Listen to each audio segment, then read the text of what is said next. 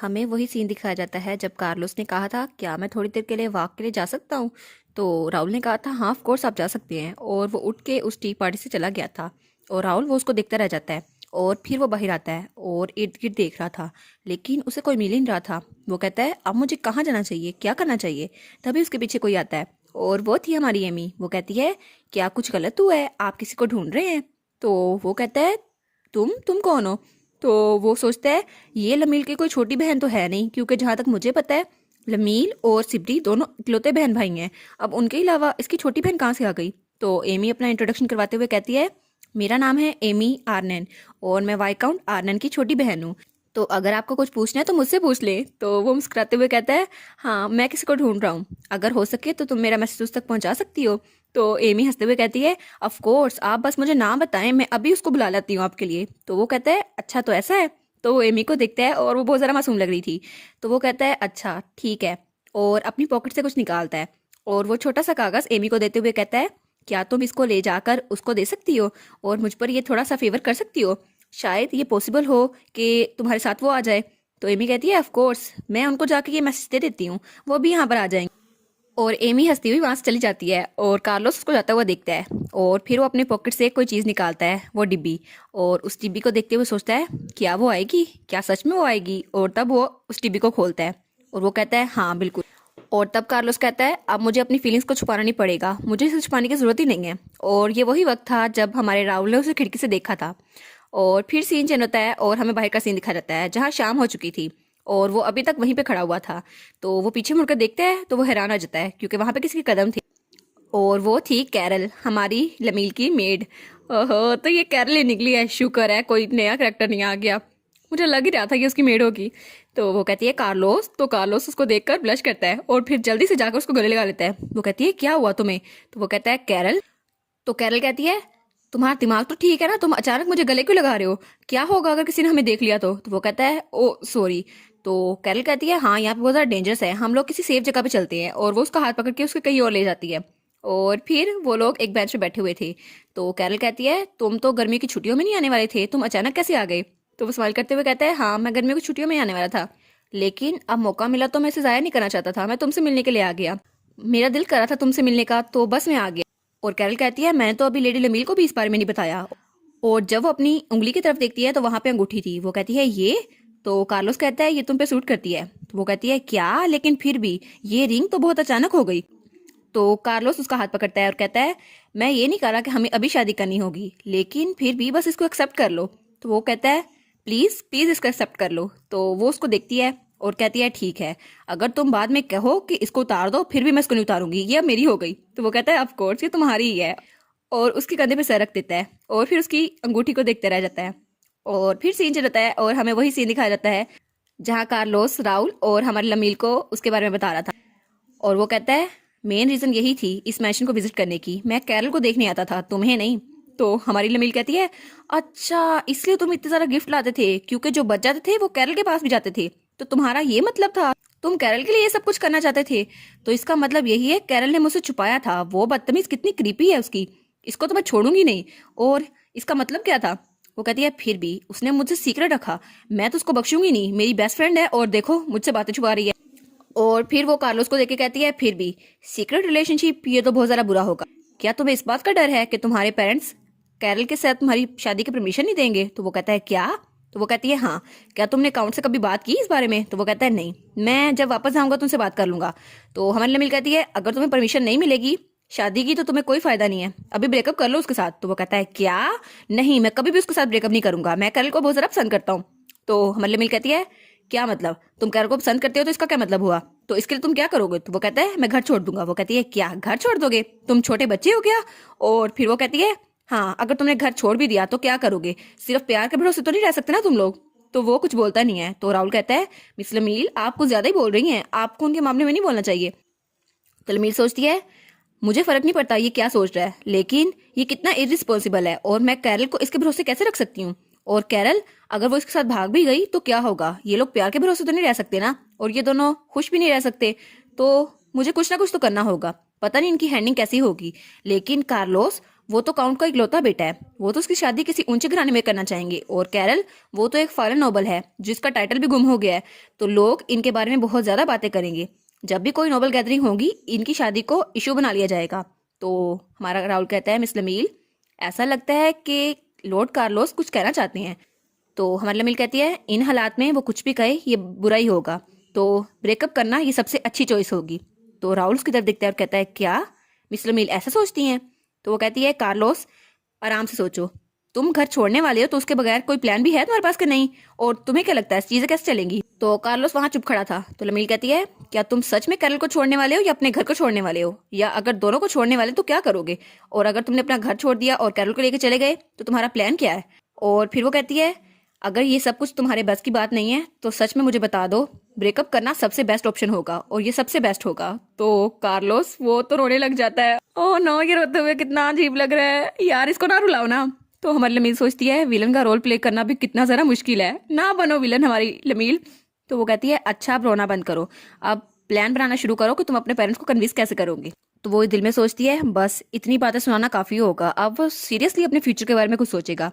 तो वो कहते हैं, क्या? तो वो कहती है, हाँ, कुछ भी हो जाए तुम्हें अपने पेरेंट्स के सामने गिड़गिड़ाना क्यों ना पड़े जमीन के ऊपर लेट कर, फिर भी तुम्हें ये सब कुछ करना होगा परमिशन लेने के लिए। और वो सोचती है, मुझे भी तो परमिशन ऐसे ही मिली थी ना, तो इसको क्यों नहीं मिल सकती? तो कार्लोस कहता है, लेकिन अगर हमें जल्दी भी हो तब भी ये बहुत ज्यादा है, मैं उनके सामने गिड़गिड़ा नहीं सकता। तो लमील कहती है, क्या मतलब नहीं गिड़गिड़ा सकते? तुम्हें ये सब कुछ करना ही होगा, क्योंकि डर के रहना तुम्हें कहीं ले जाएगा, तुम्हें थोड़ी सी तो हिम्मत करनी होगी। तो कार्लोस अपने आंसू साफ करते हुए कहता है, ठीक है, मुझे समझने के लिए शुक्रिया, अब मैं कुछ तो करूंगा उनके लिए। और वो कहता है, ठीक है, जैसे रमील ने कहा, मैं अब प्रॉपर प्लान बनाऊंगा और फिर कैरल को प्रपोज करूंगा, उसके बगैर मैं यहाँ पर नहीं रहूंगा। हाँ भाई, मैं भी लमील के साथ हूँ, मुझे भी कैरल की फिक्र हो रही है, ऐਵੇਂ ही वो उसको ले जाए क्या फायदा होगा। अच्छा किया उसने थोड़ा सा डांट दिया, पर हमारा राहुल वो बेचारा डर गया था हमारे लमील का एक्सप्रेशन देखकर। फिर सीन चेंज होता है और हमें थोड़ी देर बाद का सीन दिखाया जाता है जब हमारी लमील राहुल की व्हील चेयर खेल रही थी और राहुल पीछे मुड़कर हमारे लमील को देखता है। तो लमील उसके आगे होते हुए कहती है, राहुल क्या आपको कुछ कहना है? तो वो कहता है, नहीं, लेकिन क्या कुछ गलत हुआ है? तो लमील कहती है, नहीं कोई मसला तो नहीं है, लेकिन अचानक अब मुझे याद आया है कि जब मैं उससे बात करी थी तो मैंने आपकी तरफ भी बहुत बुरे तेवर से देखा था, तो मैंने जो फेस बनाया था मुझे लगता है मैंने आपको ऑफेंड कर दिया। तो राहुल कहता है, नहीं नहीं, ऐसा कुछ भी नहीं हुआ, आपको अच्छे से पता है, आप अपनी दोस्त के लिए फिक्रमंद थी ना, तो मुझे इससे बाहर ही रहना चाहिए। तो वो कहती है, राहुल फिर भी आपने मिसअंडरस्टैंड कर लिया कि कार्लोस मुझे पसंद करता है। तो वो कहता है, हाँ ये तो बात सही है। तो लबील कहती है, तो फिर आपने मुझे क्यों नहीं पूछा, और अगर आप मुझे पूछते तो मैं आपको एक्सप्लेन कर देती अच्छे से। तो वो कहता है, हाँ लेकिन मैं इस बारे में श्योर नहीं था, मुझे नहीं पता था कि मैं आपसे पूछूं या ना पूछूं, लेकिन उस वक्त मैं बहुत ज़्यादा डर गया था, मैंने कभी एक्सपेक्ट नहीं किया था कि कोई आपको पसंद करेगा और मैं इस बात से डर जाऊंगा। तो लमील उसके कान के पास आकर कहती है, मैं भी आपको कुछ बताना चाहती हूँ जस्ट इन केस। तो राहुल कहता है, क्या? तो लमील उसके पास आकर कहती है, मैं कोई बढ़ा चढ़ा के बात नहीं कर रही, लेकिन कभी भी मैं रिलेशनशिप में नहीं रही। तो राहुल कहता है, क्या? तो लमील कहती है, हाँ, इसलिए आपको फिक्र करने की कोई ज़रूरत नहीं है, और जहाँ तक मुझे लगता है कोई भी मुझे रोमांटिकली पसंद नहीं करता, और अगर ऐसी चीज़ें हुई भी तो फ्यूचर में इनका कोई नाम निशान नहीं होगा। और फिर लमील कहती है, चले तो फिर हम अपने रूम में वापस चलते हैं। तो राहुल कहता है, नहीं ऐसा कुछ भी नहीं है, बहुत सारे लोग लमील को पसंद करते हैं, और आप बहुत ज़्यादा स्ट्रॉन्ग हैं, और आप बहुत ज़्यादा अच्छी हैं, और आप बहुत ज़्यादा खूबसूरत हैं। तो हमारी लमील शर्माते हुए कहती है, सच में? क्या मैं ये सब कुछ हूँ? लेकिन आप तो वही है ना? फिर वो कहते हैं, हाँ कोई ना कोई तो होगा जो आपको बहुत दूर से पसंद करता होगा, और वो भी शर्मा रहा था। और वो कहता है, मुझे लगता है कि मिस लमील बहुत ज़्यादा काइंड और लवेबल पर्सन है। तो लमील कहती है, क्या आपने अभी क्या कहा, इसका मतलब क्या हुआ? और फिर वो कहती है, क्या ये एक कन्फेशन थी? तो राहुल कहता है, कन्फेशन? क्या एक कन्फेशन? वो कहता है, नहीं नहीं, मेरा ये मतलब नहीं था। और दोनों के ही चेहरे लाल थे और दोनों एक दूसरे से नजर चुरा रहे थे। तो हमारा राहुल कहता है, नहीं नहीं, मेरा ये मतलब नहीं था, मैं तो कुछ और कहना चाहता था। तो लमील सोचती है, अच्छा तो बस ये मेरी तारीफ कर रहा था एवं ही, लेकिन ये मुझे पसंद नहीं करता, बस ये मॉडेस्ट बन रहा है। तो वो आगे झुकते हुए कहती है, आपके काइंड वर्ड्स के लिए थैंक यू सो मच। और राहुल वो उसको देखते हैं, तो वो उसकी व्हीलचेयर आगे करते हुए कहती है, अगर कोई और ऐसा करता तो मुझे लगता वो कन्फेशन कर रहा है, लेकिन सर राहुल वो कभी मुझे कन्फेस नहीं कर सकते। और तब तक राहुल के कमरे का दरवाजा आ जाता है, तो वो उसकी व्हीलचेयर को वही रोकती है और कहती है, हम लोग तो इतनी जल्दी पहुंच गए। और वो दिल में सोचती है, अगर मुझे पता होता तो मैं व्हीलचेयर को आराम से स्लोली स्लोली चलाती, लेकिन मैं तो बिल्कुल पागल और इडियट हूँ। तो फिर वो सोचती है, ओ नो, ये तो अच्छी अपॉर्चुनिटी हो सकती है ना, मैं उससे कह सकती हूँ कि हम लोग इकट्ठे रहें और हम अपनी बातचीत वो अंदर जाके भी कर सकते हैं। और राहुल भी यही सोचता है, वो कहता है, क्या मैं उनको कहूँ कि आज वो यहीं पर रुक जाए? तो वो दोनों एक दूसरे की तरफ देखते हैं और दोनों कहते हैं, नहीं नहीं सर राहुल बहुत ज्यादा थके हुए लग रहे हैं, मैं कल वापस आ जाऊंगी। और राहुल कहता है लेडी लमील वो तो बहुत ज़रा कंफ्यूज होगी मेरे वजह से, तो आज मैं उनको डिस्टर्ब नहीं करता। तो वो दोनों एक दूसरे को देखते हैं और फिर अपना प्लान वो बंद कर देते हैं। वो कहते हैं नहीं बस आज के लिए इतना काफ़ी है, और दोनों इस बात पे इत्तेफाक करते हैं। तो लमील कहती है आज की टी पार्टी प्रिपेयर करने के लिए thank you so much sir Rahul. तो वो कहता है हाँ लमील तुम्हें भी। और वो कहती है ठीक है तो कल सुबह मैं आपके रूम में आऊंगी। तो वो कहता है हाँ चले ब्रेकफास्ट में मिलते हैं। और ये कहने के बाद लमील वहाँ से चली जाती है और राहुल वो उसको जाता हुआ देखता है, और वो उसको जाता हुआ देख के सोचता है कितनी शर्म की बात है, मुझे उन्हें कहना चाहिए था। और लमील वो भी रो रही थी। वो सोचती है मुझे उसे कहना चाहिए था कि हमें अपने रूम्स ज्वाइन करने चाहिए, लेकिन मैंने कहा क्यों नहीं।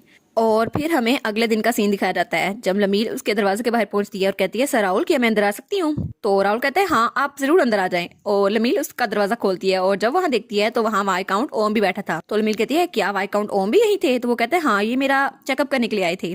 तो लमील कहती है आज तो राहुल का रेगुलर चेकअप है ना, तो इसलिए मैं आ गई। तो वो कहते हैं हाँ आज रेगुलर चेकअप डे है तो मैं आया हूँ। तो लमील कहती है क्या मैं यहाँ पे रह सकती हूँ। तो राहुल कहते हैं हाँ हाँ ये बिल्कुल ठीक है आप यहाँ पे रहें। और वो देखती है तो उसके हाथ में एक ट्रांसपेरेंट बॉल थी। वो कहती है ये क्या है। तो वो कहती है राहुल आपने अपने हाथों में क्या पकड़ा हुआ है। तो वाइकाउंट ओम कहता है ये एक आर्टिफैक्ट है जिसकी वजह से ओरा चेक कर सकते हैं। तो लमील कहती है अच्छा तो ये मेडिकल डिवाइस है। राहुल कहता है मुझे लगता है ये खत्म हो गया है तो मैं अब आपको वापस करता हूँ। तो वो कहता है हाँ ठीक है। और लमील उसको देख रही थी। तो वाइकाउंट ओम कहता है आज भी इसमें कोई ओरा का रिस्पॉन्स नहीं था। तो ये सुनकर हमारा राहुल थोड़ा उदास हो जाता है। तो वो कहता है इसका ये मतलब है कि अभी तक कोई प्रोग्रेस नहीं हुई। तो लमील कहती है राहुल ये तो बहुत ज़रा बुरा लग रहा है, लगता है ये बहुत ज़रा उदास हो गया। ओरिजिनल बुक में तो राहुल की रिकवरी वो तो पागल होने के बाद आई थी जब वो बिल्कुल विलन बन चुका था, लेकिन ये भी बुरा नहीं है। चलो हम थोड़ा सा अच्छा करते हैं, इसको हेल्दी से हेल्दी बनाते हैं। और वो पूरी शीट बना लेती है कि उसको क्या क्या करना है उसके साथ ताकि वो ठीक हो सके। तब वाइकाउंट ओम कहता है क्या आपको सोते हुए कुछ अनकंफर्टेबल फील होता है। तो राहुल कहता है नहीं बिल्कुल भी नहीं। तो वो कहता है क्या सच में। तो राहुल कहता है हाँ। तो वाइकाउंट ओम कहता है फिर भी आपकी बॉडी काफ़ी हेल्दी है, लेकिन अच्छा रिजल्ट होगा ना, पॉजिटिव रिजल्ट, आप फिक्र ना करें और बस आपको अच्छे मूड में रहना चाहिए। तो हमारे लिए मिल कहती है वाह ये तो आपको लिए बहुत ज़रा अच्छा है राहुल। तो राहुल कहता है मैंने तो कुछ भी नहीं किया। तो वाइकाउंट ओम कहता है हाँ हाँ ठीक है ये तो बहुत ज़रा अच्छा रहेगा। तो वो कहता है ये आपकी वजह से है लेडी लमील। तो लमील कहती है नहीं नहीं मैंने तो कुछ भी नहीं किया। तो वो कहता है नहीं नहीं ये आपकी वजह से है लेडी लमील, मेरी हालत थोड़ी सी बेहतर हो रही है। तो वाइकाउंट ओम कहता है हाँ राहुल की सराउंडिंग वो बहुत ज़रा अच्छी हो गई है और ये उस पर बहुत ज़रा असर डालेगी, इसलिए आपको खुद पे प्राउड होना चाहिए। तो लमील चमकते हुए कहती है क्या ऐसा ही है, और वो उसकी तारीफें किए जा रहा था। वो कहता है लेडी लमील की वजह से मैं रिसर्च किसी भी टेंशन के बगैर कर सकता हूँ। तो लमील कहती है नहीं नहीं ये कुछ खास नहीं है। और हमारा राहुल उन दोनों को हंसते हुए देख रहा था। वो सोचता है क्या मुझे इन्हें बताना चाहिए कि कल रात मेरे साथ क्या हुआ था। और तब वो कुछ उदास हो जाता है और उससे वाइकाउंट ओम का वही सवाल याद आता है क्या आपको सोते हुए कुछ अनकंफर्टेबल फील होता है। तो वो सोचता है मुझे कल के बारे में बात नहीं करनी चाहिए। और हमें कल का सीन दिखाया जाता है कल रात का जब राहुल वहाँ अपने कमरे में सोया हुआ था। और वो सोचता है कार्लोस मैं तो बहुत ज़रा खुश हूँ कि हमारी मिसअंडरस्टैंडिंग क्लियर हो गई, अब मैं आराम से सो सकता हूँ। लेकिन तभी वो अचानक उठ के बैठ जाता है और वो कहता है क्या ये क्या था। और तब वो देखता है तो वो कहता है मेरे पाँव में अभी थोड़ी हरकत हुई, ऐसा लगा जैसे मेरे पाँव हिल रहे थे, लेकिन पता नहीं ये क्या है। और तभी उसके पाँव से थोड़ा ओरा निकलता है। वो कहता है क्या, और अचानक उसके सीने में बहुत ज़्यादा दर्द होती है और वो बहुत ज़्यादा तकलीफ में था। और उसे वाइकांट ओम की बात याद आती है जो कहता है कि लेग्स के अलावा बॉडी के किसी भी हिस्से में पेन हो सकती है, तो अगर ऐसा हुआ तो आपको हमें ज़रूर बताना होगा और इसकी वजह से आप पैरालाइज भी हो सकते हैं। तो वो कहता है लेकिन ये पेन अचानक कहाँ से आ गई, और उसको बहुत ज़्यादा पसीना आ रहा था। वो कहता है शायद मुझे किसी को बुलाना चाहिए। और तब वो घंटी की तरफ हाथ बढ़ाता है और कहता है बस मुझे इस धागे को खींचना होगा, घंटी बज जाएगी। लेकिन वो सोचता है अगर मैंने ऐसा किया तो सब लोग परेशान होकर यहाँ आएंगे और लमील और उसकी पूरी फैमिली वो बहुत ज़्यादा परेशान हो जाएंगी और मैं अपनी वजह से उन्हें परेशान नहीं करना चाहता। तो वो खुद पे कंट्रोल करते हुए कहता है बस थोड़ी देर और, मुझे इस दर्द को थोड़ी देर और बर्दाश्त करना होगा और मैं थोड़ी देर में खुद ही ठीक हो जाऊंगा। और फिर हमें वापस वही सीन दिखाया जाता है जब वो डॉक्टर के पास बैठा हुआ था। वो कहता है चलो अच्छा हुआ, वो दर्द तो खुद ही गायब हो गया, अच्छा हुआ मैंने इनको नहीं बताया वरना ये लोग परेशान हो जाते। और वो कहता है हाँ टी पार्टी में भी सब लोग बहुत ज़्यादा परेशान थे और मेरे लिए वो बहुत ज़्यादा अच्छी अपॉर्चुनिटी थी। और वो लमील और वाइकाउंट ओम को देखता है तो वो कहता है हाँ मुझे इनको नहीं बताना चाहिए। और लमील और डॉक्टर वो दोनों बहुत ज़्यादा खुश थे। तो वो कहता है मुझे इनके हंसते हुए चेहरे कभी भी ख़राब नहीं करने चाहिए और बहुत ज़्यादा अच्छा हो अगर मैं इनको कुछ भी ना कहूँ, क्योंकि लमील ऐसे ही बहुत ज़्यादा खुश रहेगी।